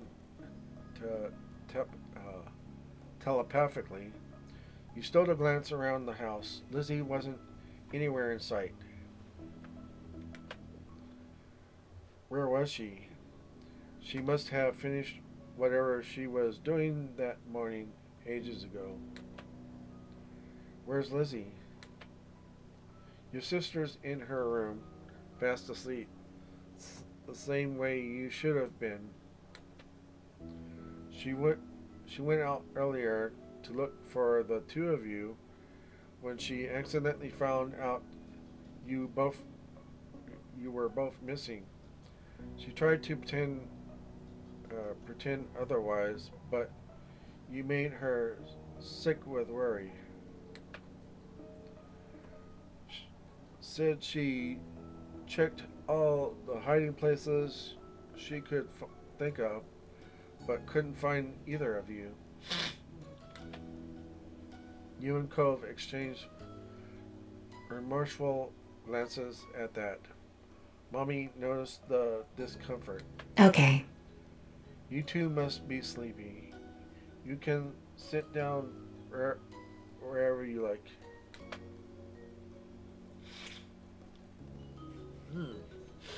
Damn.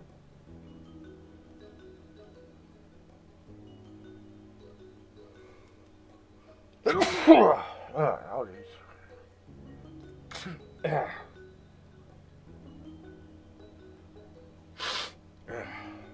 Sorry about that.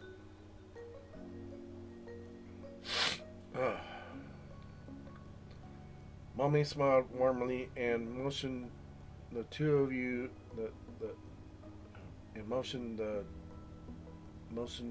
motion to the living room. Cove looked up at her, then lumbered over. You followed close behind. The living room wasn't far, and separating by a wall, so you heard your moms talking softly.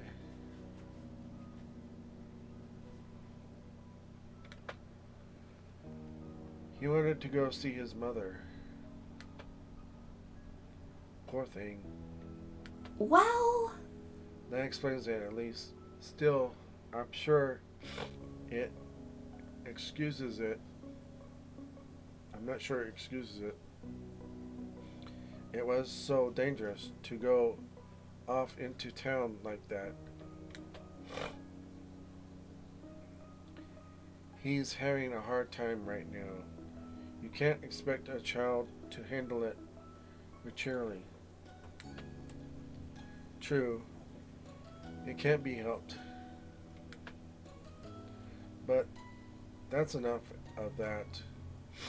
We should tell Cliff and the others that he's here before the panic gets out of hand. There could be riots. Is that all right?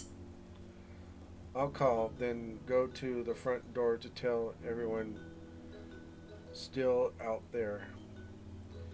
You keep an eye on the kids. Make sure they don't take any more trips today.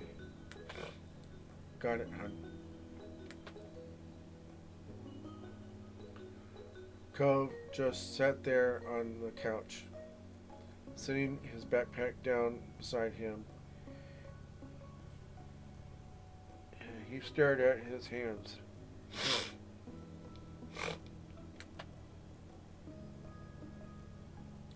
This is so weird. What is? Everyone was looking for me. They'll all know I tried to leave. I kind of want to run away and not come back this time, so I don't have to see them again.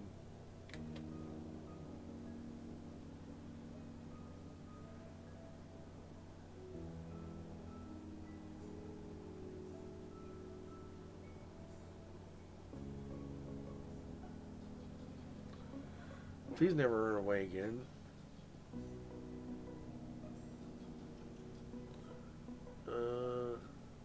No, that isn't gonna help.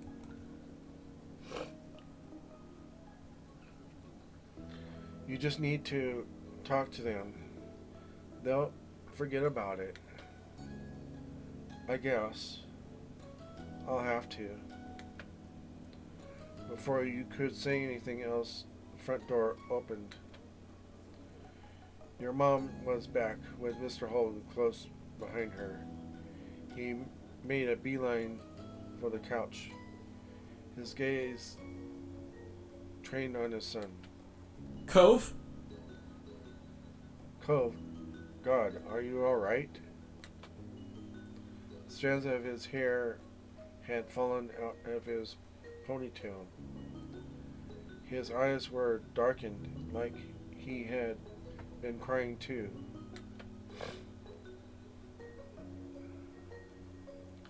Cove stared up at his dad, his own eyes wide behind the frames of his glasses.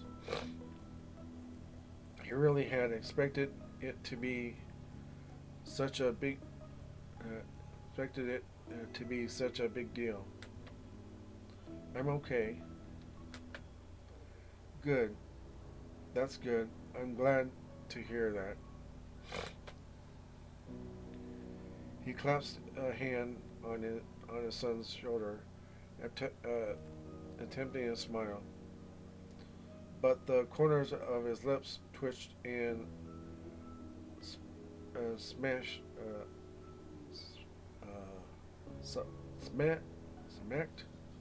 I can't even pronounce that word. As if they wanted to wilt into a frown instead. Cove seemed to have that effect on him. Mr. Holden turned to you, still smiling weakly. I'm so happy you're all right too, Chippy.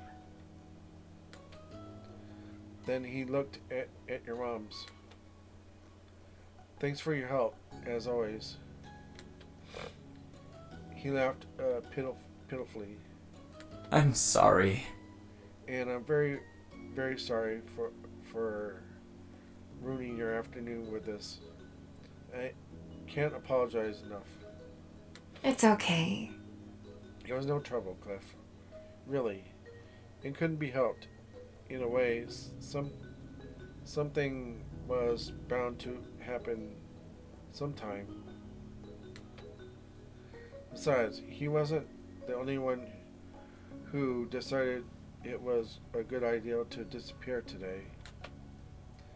Exactly. We were just happy the kids are safe and sound. Not for the first time that day, you recalled your original meeting with Cove. He had run away then, too, only not as far as he had today. Cove must have had a familiar thought, because he mumbled an apology. Sorry, Dad. I won't leave anymore. Promise.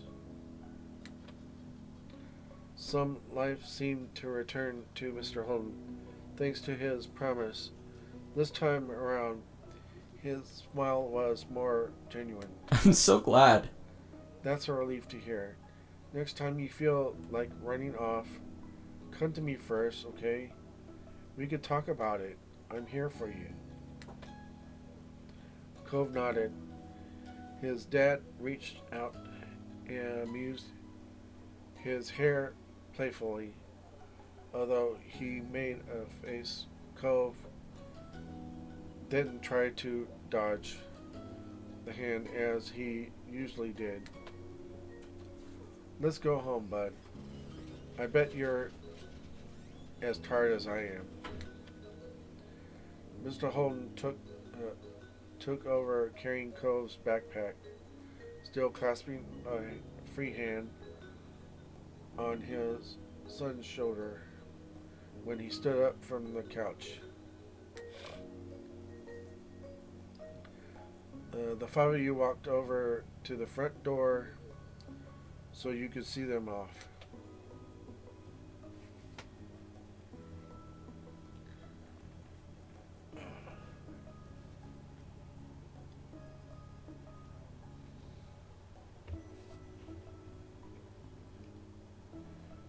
Mr. Holden thanked your moms profusely at least 3 more times before he walked out the door. Cove was made to follow, but he stopped and turned to you before stepping through the threshold. Thanks. Thanks, Chippy. You're welcome, Cove. A tiny smile filtered across his lips. There and then gone.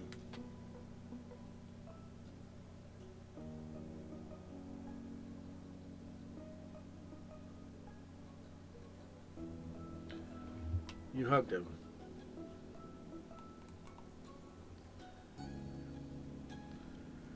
Before he was gone, you reached over to give him a hug goodbye after a hard day. He held you back more tightly than you could have anticipated, and you almost squeaked out a noise.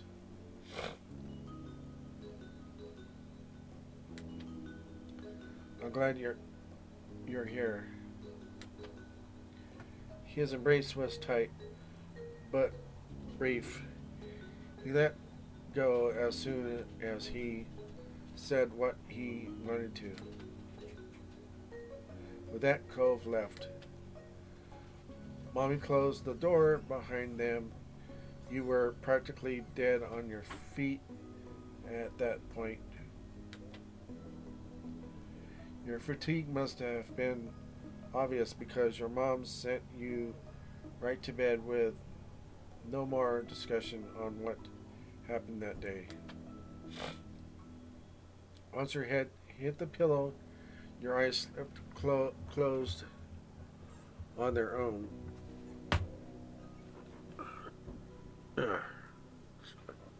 Foot.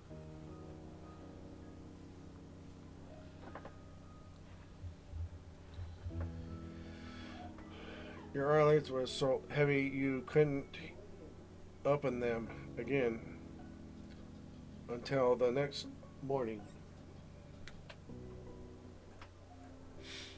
You woke up much more at ease with than you had felt when you were at least conscious. It was almost like it was a dream. But it definitely wasn't. Your mom's faces, when you saw them, assured that. After breakfast, you were sat down and your family went over yesterday's events in full.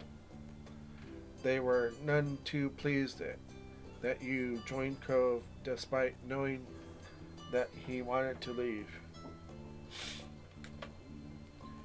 As punishment, your moms took away your TV privileges for the next few days. Lizzie was annoyed that she couldn't watch her shows with you around, but she adjusted. Whenever you expressed disappointment, your moms reminded you that they weren't punishing you for no reason. It was dangerous to go out on your own so late and without telling anyone. You could have gotten hurt or worse.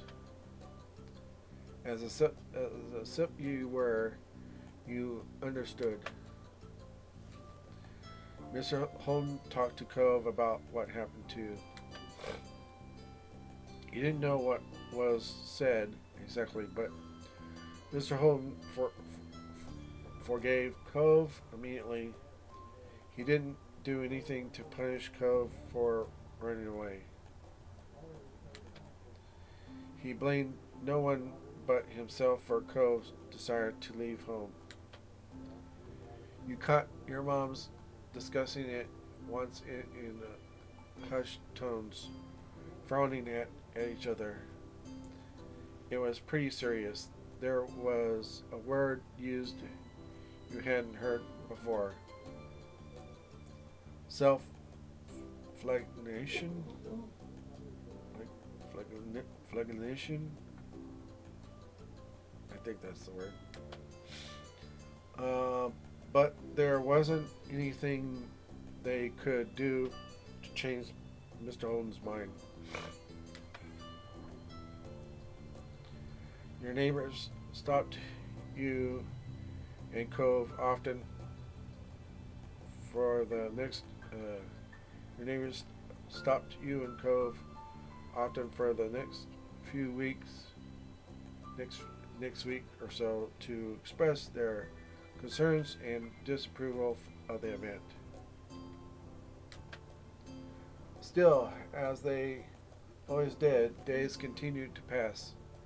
So did talk about Cove running away.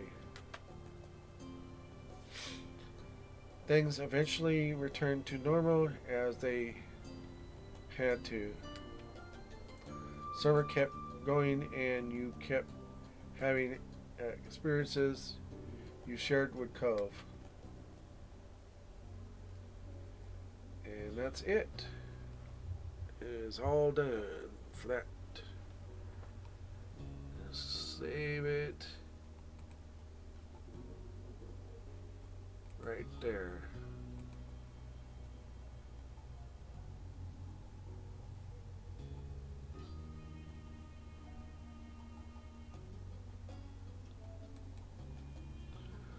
All right.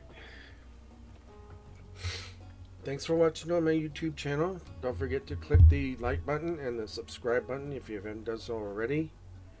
And I'd really, really, really appreciate it if you could go to my Patreon account and become a Patreon contributor.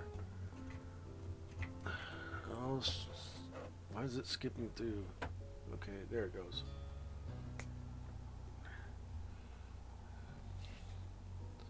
Alright. Yeah, I really appreciate it. Anyway, like I said, I really appreciate it if you could go to my Patreon account and become a Patreon contributor. Um, like I said, I don't see any of the money. It goes directly to a charity, or a worthy charity, of course.